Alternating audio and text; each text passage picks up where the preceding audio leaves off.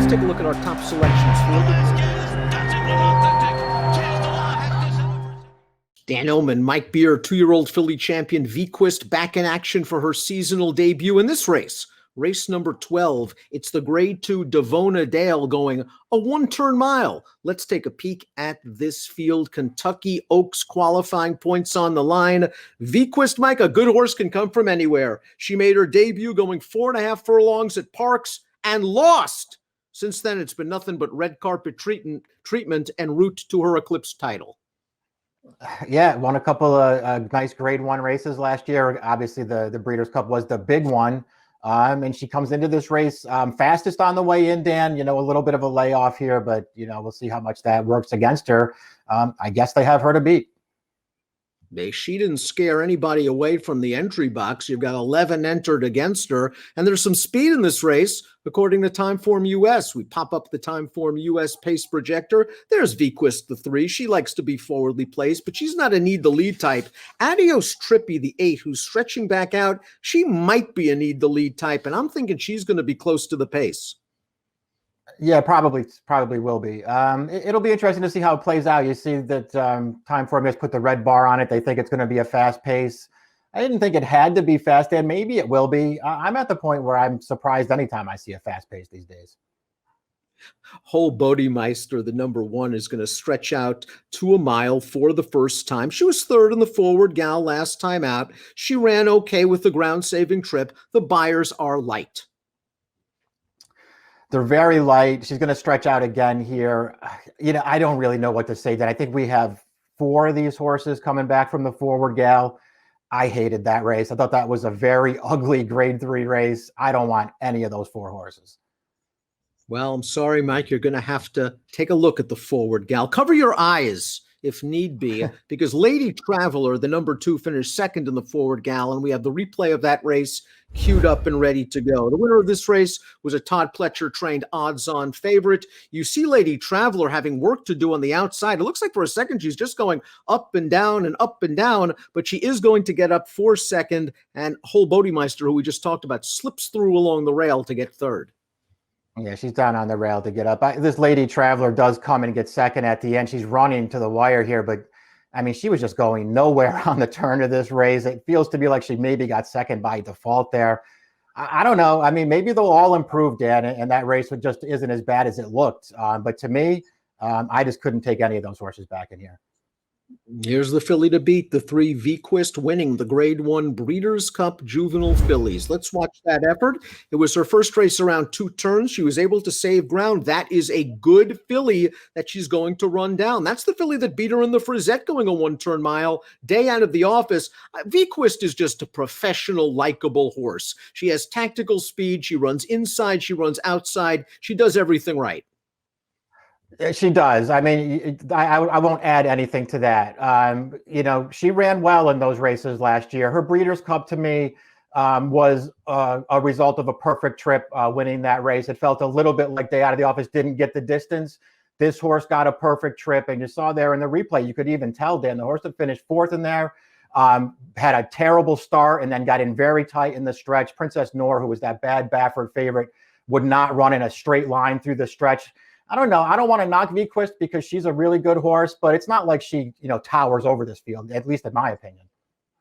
And there's always a question when these 2-year-old fillies come back at 3. Were they simply early types that were more precocious, more mature at that time of year, and some of the others might be catching up? Horses like the 4, Curlin's Catch, who certainly has the pedigree to get better as she matures and goes longer. Curlin's Catch is 2 for 2 on dirt for Mark Casse. And let's watch her stakes victory in the Suncoast at Tampa Bay Downs. This race was at 1 mile and 40 yards, coming off the heels of a gate-to-wire win at Gulfstream, going course and distance of the Davona Dale. I like that she rated off this pace and came running. She's shown versatility. Now she has to step up in class, but she's very promising.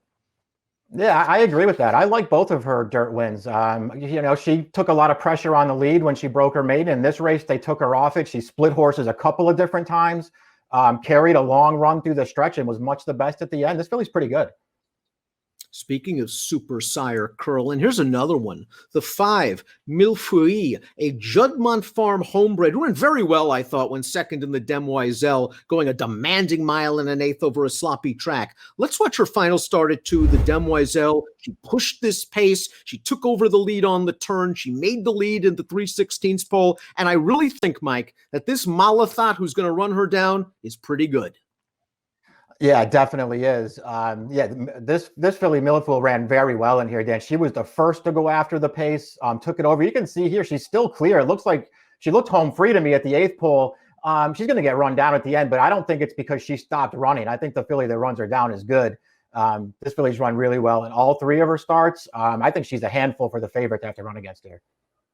Wonder if Crazy Beautiful just felt the effects of a kind of a long campaign for her last year at 2. She won the debutante going 7. She ran well in both the Pocahontas and the Alcibiades. And last time out in the Breeders' Cup Juvenile fillies, she kind of was one-paced a bit. I think this filly has some ability. I like that she's been freshened up. And I think you're going to take her back and make one run. If Timeform US is right and the pace is fast, this one's going to be running late. Yeah, I think you're right. I think that's what they should do. Just take her back and try to make one run. That's not always a great strategy at Gulfstream Park, but maybe it'll work for her in this race because she did show some talent at 2. Competitive Speed earned a stakes victory 2 starts back, going 6.5 furlongs, a race where she sort of just tracked 3 wide in a nice spot, 3 wide all the way around the turn, and kept on going. Was she exposed in the forward, Gal? Maybe, again, it's not a race that I'm a fan of. Maybe she's the one that you maybe want to give a little bit of an excuse to. She did get bumped at the start of the race, and she wound up maybe further back than she wanted to be. Her race 2 back was fine, I thought. Adios Trippy ran 3rd in the cash run the one time she ran at Gulfstream Park. After that race, they shipped her up to Tampa Bay, and she ran well in the Gasparilla, going 7/8 of a mile. Let's watch that race right now. She showed big sprint speed, cleared off to the lead, turning into the stretch while off the rail, and she is just going to last for a dead heat. Now, this Beyer speed figure came back light, only a 70, but her speed could affect this race if Vequist is pushed early. She is getting tired at the end. Yeah, she is. She did go a good pace in this race, though. And, listen, overall, she's run pretty well in all of her races. I respect her speed. I respect that she's already won around 2 turns. So I don't think you worry about the distance necessarily, even though it looked like she was getting tired in that race. How about the 9 Hindsight as a sleeper at 20-1? I know she's got to go a mile in her first start of the year. I think both of her races in Kentucky last year at 2 were really solid, especially her maiden win where she sat off the pace, finished with the plum. She's been training very quickly at Payson Park, a deep surface. And again, Vicky Oliver does good work. Yeah, she does. I think there's something there with this filly, but she's going to have to take, to me, a really big step forward here. I thought she ran well breaking her maiden, but that was a pace that kind of fell apart and came back to her a little bit. Happy Constitution, 3rd start of the form cycle, turf to dirt. Her lone victory came on dirt. Then she ran in this race an off-the-turf event at Gulfstream, the Our Dear Peg. And Happy Constitution's going to run 3rd over this wet track. She really doesn't punch it in late, only a 60 Beyer speed figure. There are a lot of class questions that she has to address. Yeah, that's very, very true. She's facing some good fillies in here, and there's just nothing about what she's done so far in her races that makes you think she can contend with them.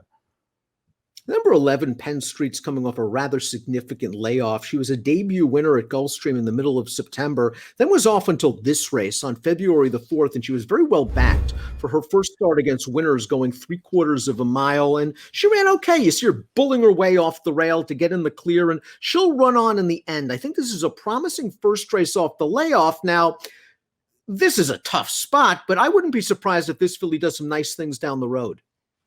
Yeah, I agree. I don't know if this is the race that you want her in, but she's actually run pretty well in both of her starts so far, and she could be set to take a big step forward sooner rather than later.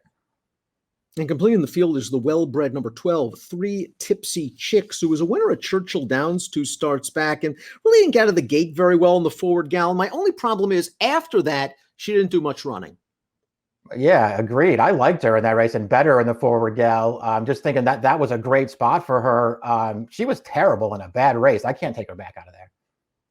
Let's take a look at our top selections for this race. Vequist is obviously the horse to beat, but again, this is the means to an end, a prep race. They want to win the Kentucky Oaks. Vequist, I expect to run very well. We were taken with this horse in New York, the Juddmonte horse, Millfield, last time out, and we're going 5-3. Yeah, I like all of the races for this filly, and I think she could really give the favorite a run for her money in this race. I'm taking the 5. And she has proven that she can sit from off it. She was up close in the Demoiselle. She'll be in the second or third flight here. 5-3-4-6 for Mike, 5-3-6-4 for me. Grade 2 Davona Dale Stakes, Kentucky Oaks prep race. Good luck.